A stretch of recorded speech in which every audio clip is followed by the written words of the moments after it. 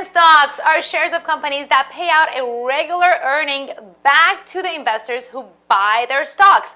These earnings are called a dividend. So by investing in a dividend stock long term, not only you have a potential of increased capital gain, but you also get paid along the way just for holding that stock. Now you might be asking, Kiana, this sounds too good to be true. Why would a company pay me to buy and hold a stock? What's the catch? So here are some reasons well-established companies pay dividends to their shareholders. First off, they're actually kind of bribing you legally to hold on to their stock and not to sell them, because the more shareholders a company has, the higher their market cap. Now you might be saying, ew, I don't want to get bribes from no one. But there are other reasons too. For example, paying dividends also sends a signal to investors that a company is confident in their future growth, and it's a demonstration of financial strength.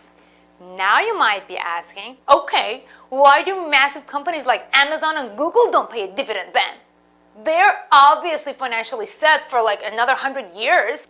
Great catch. So with companies that are growing very rapidly and are really confident in their growth of their stock price, they're like, I don't need to pay a dividend. Everyone wants a piece of me whether I pay a dividend or not anyway. And investors might actually be better off just holding on to my stock shares for capital gains. They're gonna get way better returns, probably. And that's true too.